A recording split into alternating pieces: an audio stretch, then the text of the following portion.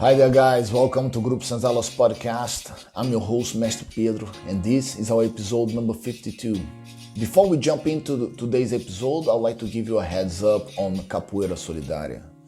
Capoeira Solidária is the project that aims to support, promote, and interconnect the different social projects being done with Capoeira with the Capoeira community.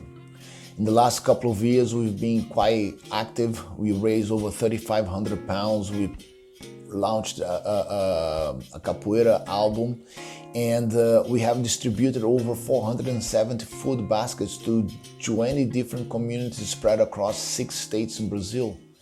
And until the end of the year, we are aiming to register ourselves within, formalize our initiative in Brazil.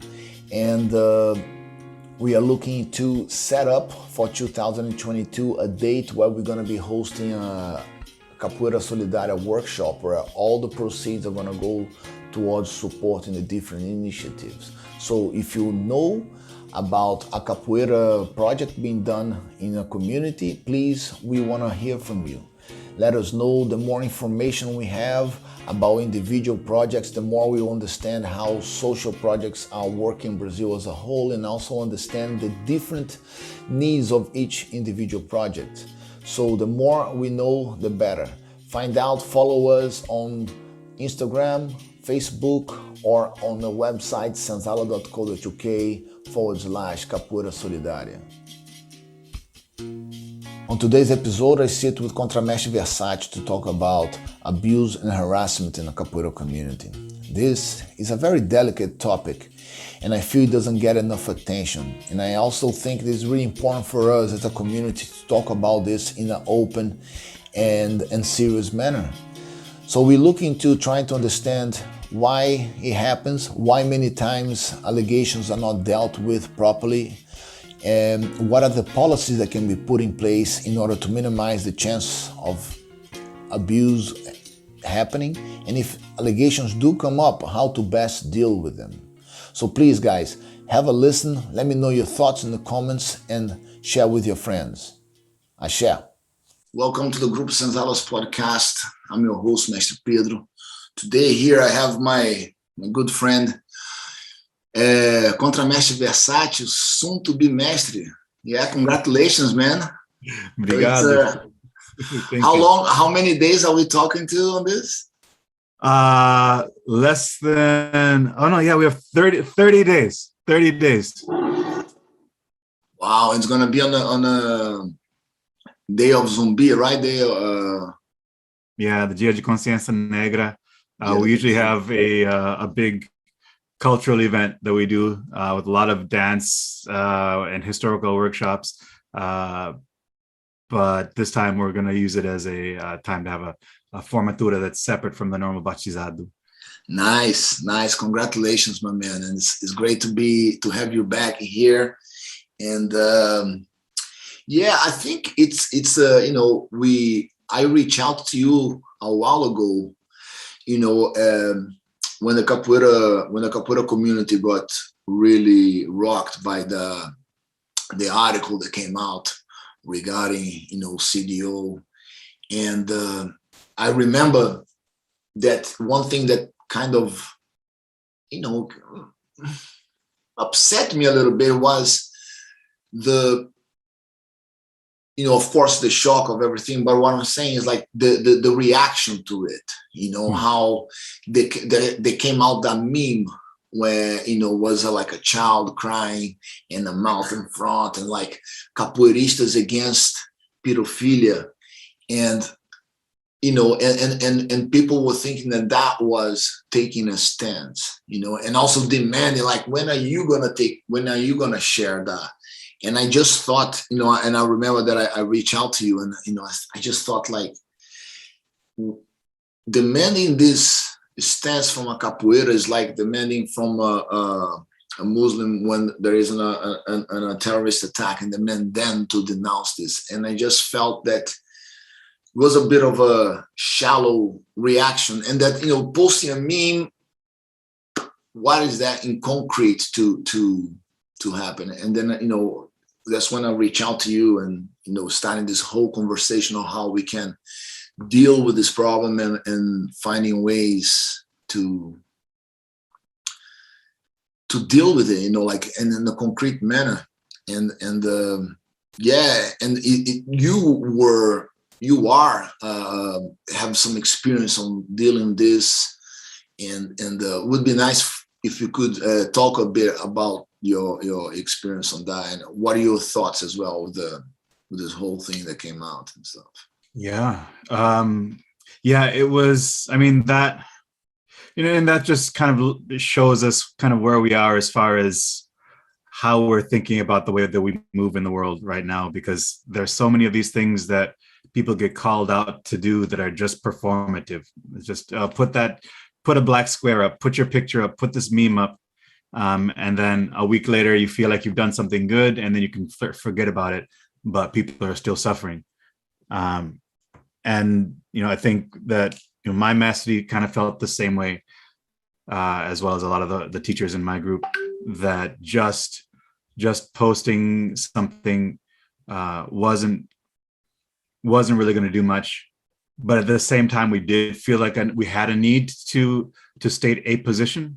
So yeah, we got together and we met and talked about really what we felt, at least within our group, that we needed to do in order to make sure that those things didn't happen. So we never had a history of you know, complaints around pedophilia or that type of thing in our group, but we at the same time know that it's happened. We know that other aspects of sexual misconduct have happened, and we wanted to make sure that there was a way that it could be addressed, because you can only be lucky for so long.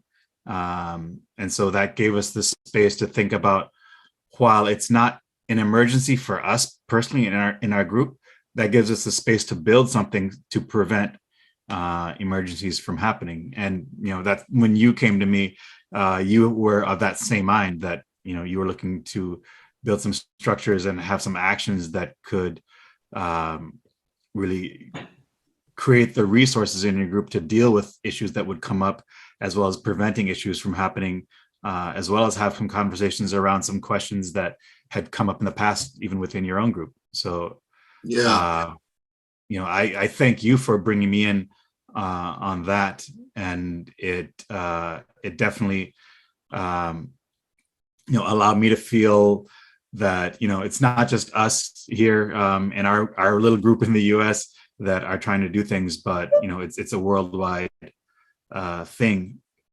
But at the same time, it's the folks who are speaking out about it and the folks who are actually doing things about it seem to be a little bit, I don't want to say they would seem to be different folks, but I'm finding there are fewer people who are actually consistently moving forward and consistently taking steps. And that could be just having meetings on a monthly or on a quarterly basis to continually upgrade and update the group's reporting structure, and gaining trainings on sexual misconduct or bystander intervention, these things that allow us to be more accountable within our own cultures or within our own groups. Yeah, because also I think that the social media, it kind of puts this pressure on, like, you know, oh, this is happening now, we have to take a stance, and people want something quick, something that doesn't take much. And I actually, you know, I was reluctant to post something about this for a number of reasons, but also because I wanted to, you know, I wanted to think about what I wanted to post, you know, and actually I saw, when I did eventually post, I took some ideas of what you wrote, you know, like we are here supporting the victims that came forward and those who haven't come yet, you know, which is on the certainty that, you know, the majority of victims, they don't come out.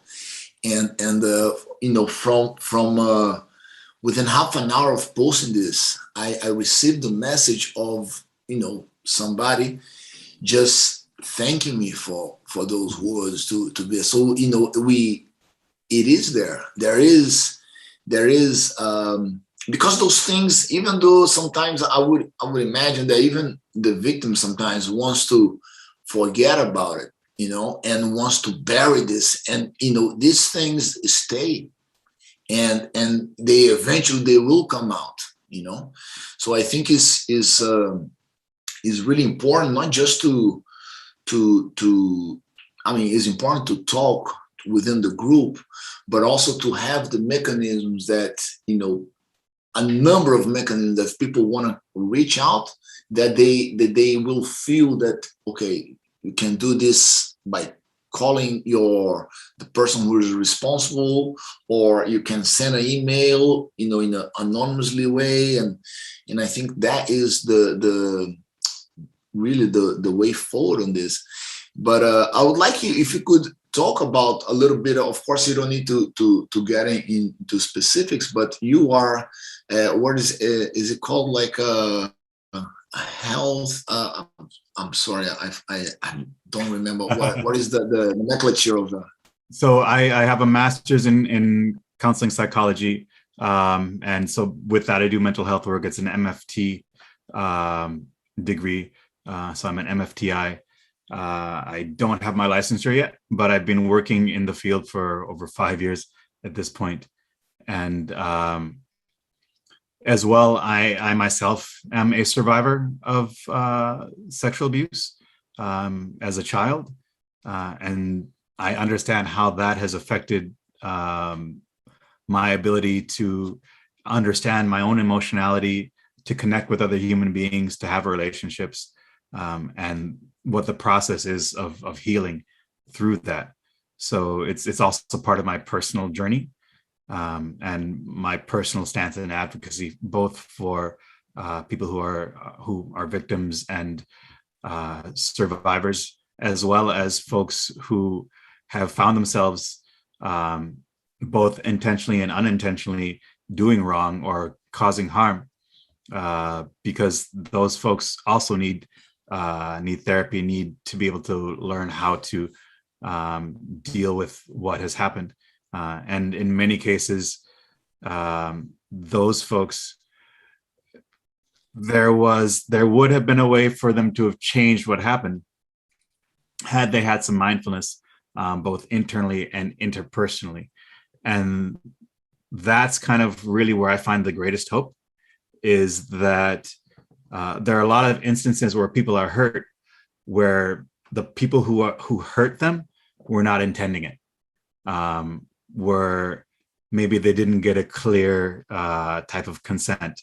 It was implied and they took a signal rather than actually asking the question. Or somebody, because of a power differential, maybe somebody's a teacher with a student, and the student sees the person with really bright, happy eyes and is attracted. But maybe you throw alcohol in the mix and things naturally, quote unquote, occur. And afterwards, a person is sober and they realize that that's not quite what they wanted. And so they are again hurt. And we forget that people can't necessarily consent when there's alcohol in the mix. But who knows? In some cases, one person may have been inebriated, both people may have been inebriated. And these conversations have to be able to happen after the fact, where a person can, instead of what we usually do. And what we usually do is, no, I didn't, that's a lie, or that didn't happen. We need to start focusing on the victim's experience, because the victim's experience doesn't necessarily mean that the person who did it is a murderer or is a rapist, but the person who did it needs to take account and take accountability for what happened, and to be able to see what could have been done differently, and to learn that they must deal with things differently in the future, or they may have no future. And by taking that approach that there, in most cases, there's a possibility of redemption, that allows a person to say, yeah, I did this, I was part of this, and I didn't understand how it was going to affect you. and I'm sorry, and I'm working with my therapist, or I would like to work with you to find out how to make things better. What do you need from me? In some cases, it's just that acknowledgement. It's just that acknowledgement. Most of the time, instead of that acknowledgement, a victim will get gaslighting. A victim will get denial. A victim will get that person and their friends, who may be other teachers or maybe other people in power, standing up and creating a wall that, protects that person and doesn't address the experience of the victim. So, that's really what I'm trying to get people to understand and get people to buy into, because it doesn't have to be a lose-win proposition. It can be a win-win proposition, and it can mean freedom for all of those who are involved. Nice. No, it's a very interesting, and yeah, this idea of, I'm sure there are cases, and also there are so many things that can happen, and there are people that, if people do systematic behavior of, there are cases that I heard of, like somebody who was doing this every event, that kind of thing. And because when I think about safeguarding my group, I start thinking like, okay, where can things go wrong, right? And the most extreme situations, they can happen, but is by having in place a policy that is understood by your group, your community, you limit very much the chance of this happening and not being mentioned about, because like we can't control everything, but if the person knows that what we stand for and what we want, like if there is anything, these are the persons who can go during an event, or I think you really minimize the chance of this happening. But would you say that the vast majority of on your experience has been like this kind of misunderstanding and things that from that frustration, then the lack of communication, how that things generated from? Yeah, I would rephrase that. I think definitely the majority aren't the big things where you have patterns. There are definitely patterns that are within all of our behavior that allow these things to happen, but not necessarily the intentional patterns. And so gaining the mindfulness around the patterns that you and I every day engage in is one of the ways that we then end up protecting both ourselves as well as the people who are around us. But in setting up those structures, having, as you said, a statement of rules of conduct, and having ways of reporting, I think the most egregious things generally are going to be headed off. But it's the things that are, and I wouldn't say misunderstandings, but lacks of communication, or a lacking of mindfulness when we approach, especially sexual conduct, or those types of interpersonal activities that, we all have a very romantic way of looking at it, right? Things flow, things happen naturally, things happen. We don't talk about we do these things. We talk about how things happen as though they automatically happen without the participation of any volitional human being. And so we tend to go by these feelings, which, true enough, the feelings are natural, and our acting upon feelings can be a natural thing, but without necessarily asking some questions along the way. And mindfulness is that operation of when you feel a feeling, then that there's a question that should be asked to make sure that feeling matches up with the reality. Right? I'm a teacher. I've been a teacher for a number of years, but when I had just first become a teacher, I noticed this. I noticed that I had blue in my court, and I noticed that there were people who showed me attention at events that had never known that I existed before. And it felt really good. But it took me a while to learn that those people were misconstruing me because they didn't know me any better when I had blue in my cord than they knew me when I didn't have blue in my cord.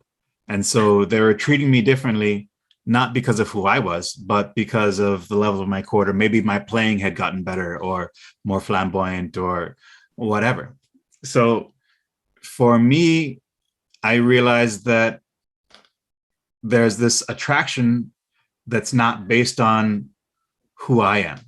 And I would rather, as a human being, have somebody be attracted to me because they know who I am as a person.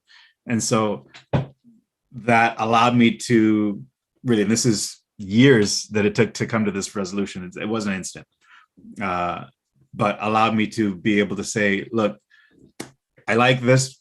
This feels good. I enjoy talking to you and I enjoy getting to know you, but you don't really know me.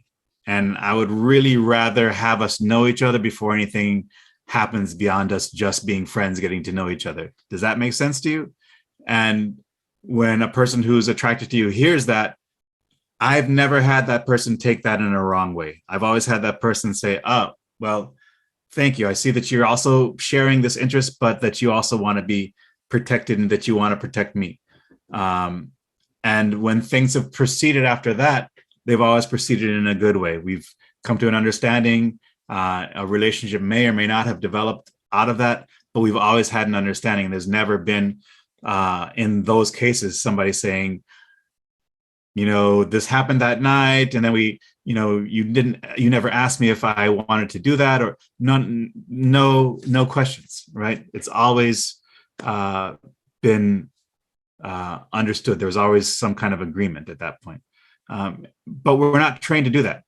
We're trained to, just like the Disney movies say, sweep in like a knight on a white horse, and you pick her up, and then you ride off into the distance, and then she automatically falls in love with you because you kissed her while she was asleep. So it's really just understanding when we need to ask ourselves these questions and when we need to ask the other person those questions.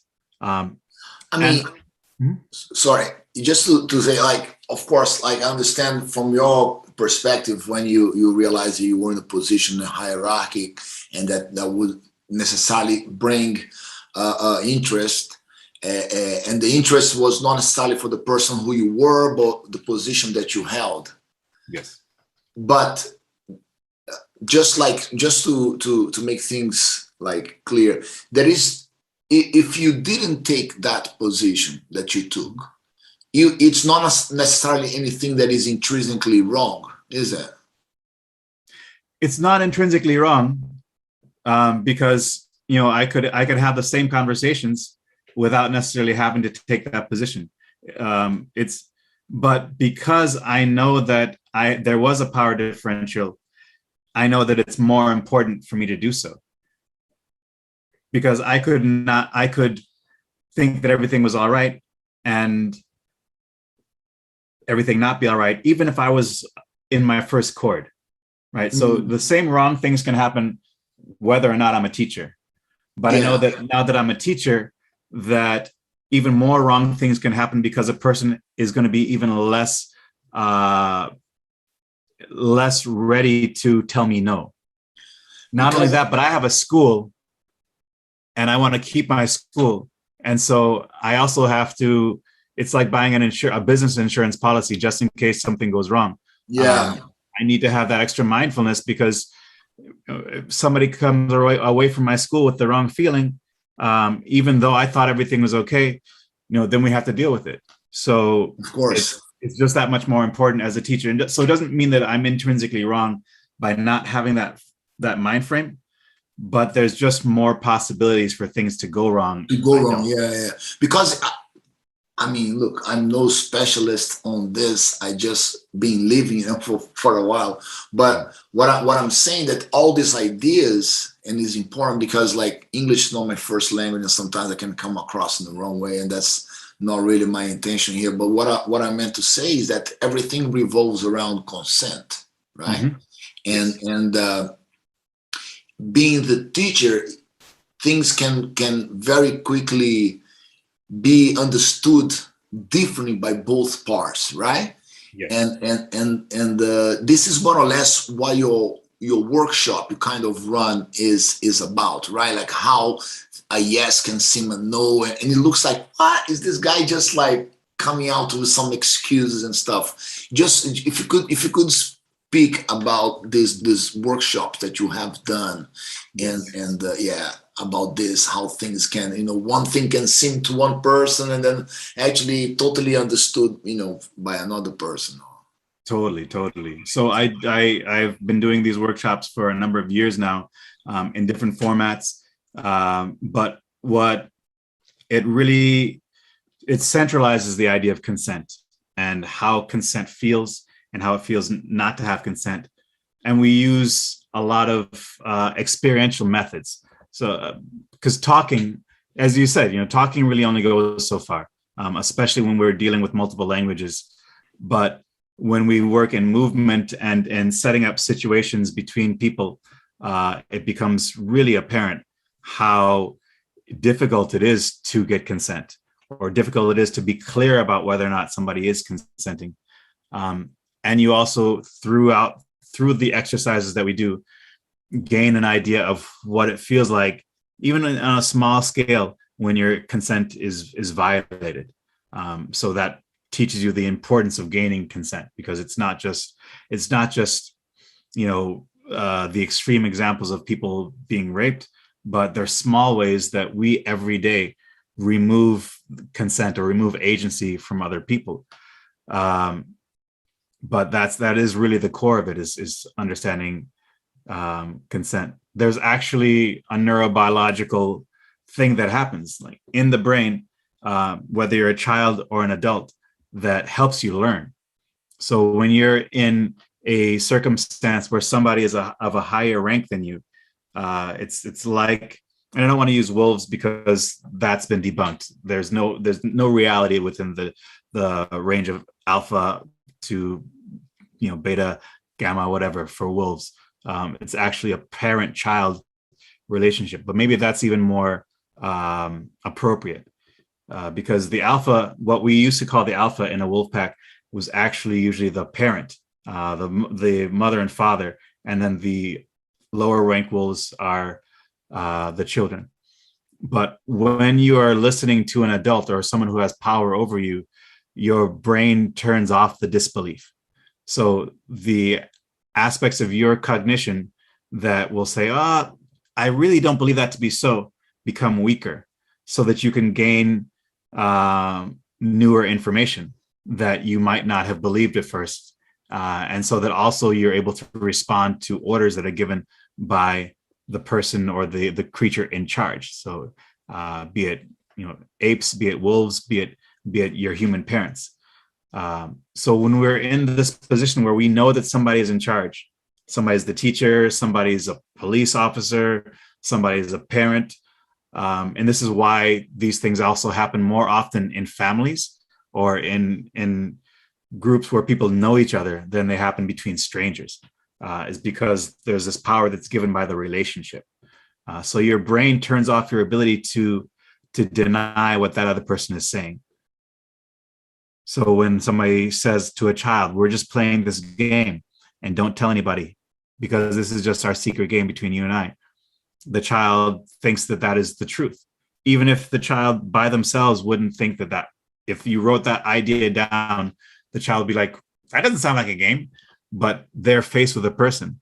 So when you are faced with your teacher or a police officer or your parent, the same thing happens to you in your brain. It shuts down your ability to say, well, that doesn't make sense. And you just say, oh, yes, okay. Just comply. So you just comply.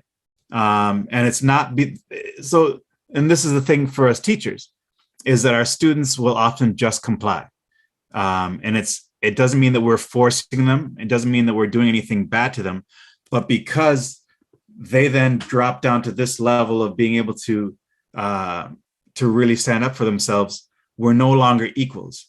And we're no longer able to be sure that what the person says that they want is what they want. It's just a biological thing. So we then have to figure out ways to even that playing field.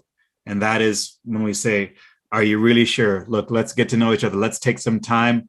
Let's get to a context where I'm a person who teaches capoeira, but I'm not your teacher. And for me, and for, I know a lot of folks who would make sure if they're dating somebody who's a capoeirista, that they are not their teacher, that it's somebody who trains somewhere else just because it keeps things clean. Well, there's neurobiological proof, I switched that word around, that is a really safer way of doing things. But even if that person's not your direct student, the fact that you are professor, contramestre, graduado, whatever it is, dealing with somebody who is a newer person, you still need to find ways to make sure that that person knows that you're just a person and that you can be told no to, and that you really want that person to know you for who you are as a human being and not as the teacher. So to me, it's just designing those conversations and being able to identify that makes it a much safer way of relating between people. And it's similar to things that, Contramestre Yuriko from CDO, he talks a lot about how some of the aspects of colonialism may have seeped into capoeira in the way that often the hierarchy is interpreted. Now, hierarchy is something that's just natural because one person has more experience than another person. But then what we do with that hierarchy, if we say that means that my word is the law, then that can be problematic. But if we say that, no, this means that I have more experience, and so I've seen more things, and I'd like you to at least consider what it is that I have to say, then it follows the necessity of those who have more knowledge should be those who are teaching. So I think it's, sometimes people go to that extreme and want to completely throw away hierarchy, as though it's not something that occurs naturally. And I also don't think that that's necessarily the solution, but it is the solution for us who are on the higher end of that hierarchy to try to level the playing field and to be as responsible as we can in our positions. And I think that's what we're all trying to do here. No, it is. When you said about what the Mestre Eurico, right?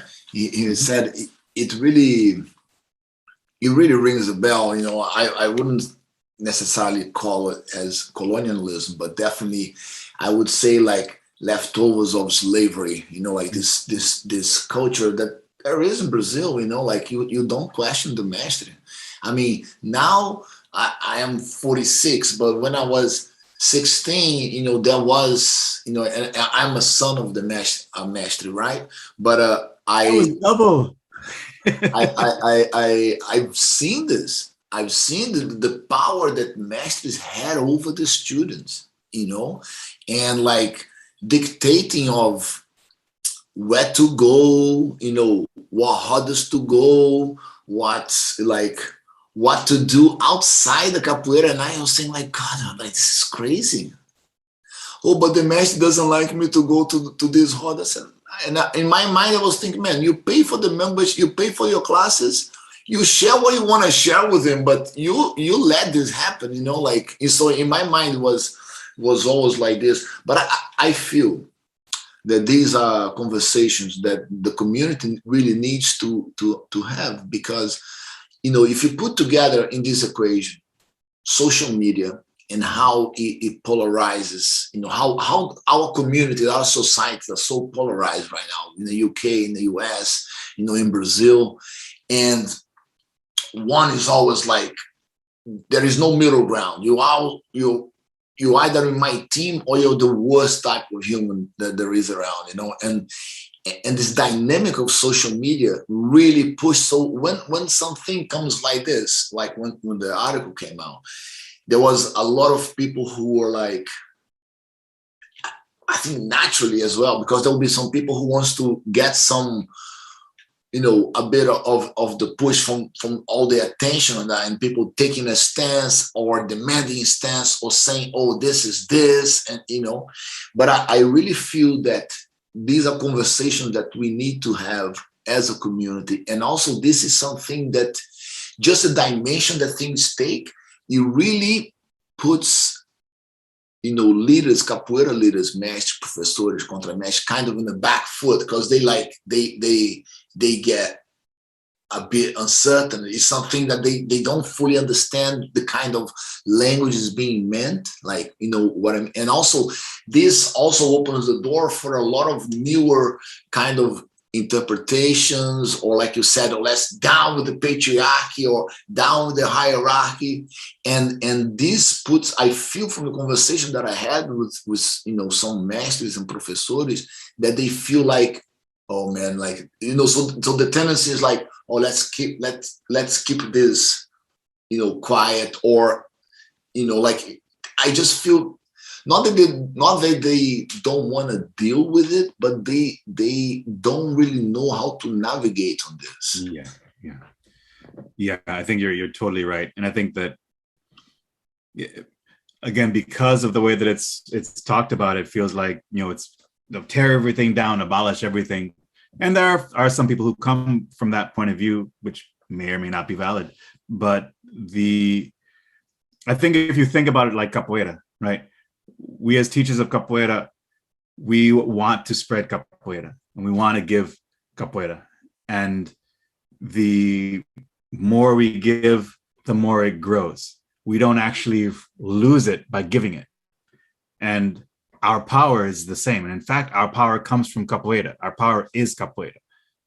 So when we're a graduated teacher, or we're a mestre or whatever, our power comes from giving and sharing that capoeira. And in reality, our capoeira comes from giving and sharing our power. And so when we have students who have gained enough knowledge, then we graduate them to instructor, professor, graduado, whatever it is. And it doesn't mean that we lose any power, or we lose any standing. But we have this feeling that it's a zero-sum game, that, oh, if we kind of give up our power, if we delegate, if we allow ourselves to be held accountable, that we're losing power. But in reality, we're gaining safety, because everybody knows what's going on. There's an ability to be known for who you are. You're not held up on a pedestal, and there's transparency. And so I know that it's scary for people to want to give away their power and to be held accountable, but in reality, it's the safest thing for all concerned. And that's, I mean, I think that's really, I admire you, because you know, I didn't call you, you called me to help to put things, aspects of that into motion in your group, to help the dispersal of the power structure so that everybody could be heard, and not just even teachers, but also other students who don't necessarily have rank. And I think that is really what we're trying to work on here, is the understanding that distributing the power in our groups is not going to kill us, is not going to destroy our groups, but is going to make our groups stronger, and it's going to allow us to be the guides that we're trying to be. So all I can say is, folks, if you know Mestre Pedro, you know, he's doing his work, we're all doing our work, and please come and be part of it. You know, I'm hoping to continue to do these types of workshops, both online and in person. And it doesn't have to be my workshop, but there are many folks who are specialists in community accountability, and bystander intervention. And for me, it's just understanding what we can do as individuals to contribute to community accountability, so that our teachers are accountable, our friends are accountable, we're all accountable to each other. Now, we don't need to throw anybody out. We don't need to send anybody to the police in most cases. You know, in most cases, the police cause more damage. So we want to be able to take that accountability onto ourselves and help one another be responsible, both in preventing things as well as rectifying things when things have happened. Because again, it doesn't mean that people have to be thrown out or banished, but that we have to understand that there has to be an exchange and a rectification between the person who is the victim and the person who has hurt that person. It doesn't mean that they're an evil person. It just means they did something that caused damage. That's all. No, Versátil, I would like really to thank you for your time. I know you have to run and go and work. It's midnight right now in the UK, but I thank you a lot because you really helped us start this conversation within the group and help lay the groundwork of how to navigate this whole thing. But like I said, I think it's a really important conversation to have. I wanted to have you again. If you are watching this and you would like to have any questions about it, we really want to start this dialogue, because I am holding our batizado in December of this year, from the 10th to the 12th. Versátil, soon to be Mestre Versátil, is going to be our guest. And we were really considering on a possibility of having, outside of the work of the batizado, having a time for us to do a workshop, a couple of days maybe, and will be just like this, to make this communication, talk about how to deal with this, speak to I think all across the spectrum of capoeira, right? From the mestre to the student, and have this conversation that I challenge. Like I didn't really know how to approach this when we started, but I feel that it's something that the community really needs to have, and it would be great if it could happen. So we're going to be hopefully having a few of these conversations. The next one hopefully will be, I'll see how we can do this, if we can do this live, but the interaction will be important, and reach out to the capoeira community. We know quite a lot of people on both sides of the pond here, right, in Europe, in the UK, in the US. And it's not necessarily a conversation that can only happen in presence. It's something that we can do online, and I think it will be great that if it could really happen. So there is a lot of uncertainty right now with the whole, the numbers here in the UK going up, and there's a lot of uncertainty. But I think, I love this saying: if there is a will, there is a way. Right? So just being as capoeira, going with the flow, and if there is a sweep, we fall in the rolê and we come back and the game goes on. So yeah, this is what I think we should try to do. So thank you very much. And yeah, guys, Versátil first, thank you so much for your time. And anybody, guys, just leave your comments here, suggestions, super welcome. Thank you, everyone. Guys, just before you go, I'd like to invite you to our next episode on this matter. Me and Contramestre Versátil are going to be talking this Friday, the 29th of October, 9:30 p.m. UK time. We'll be answering your questions you might have live on the YouTube channel Pedro Albuquerque. So join us then, Friday, 29th of October, 9:30 p.m. UK time. Axé.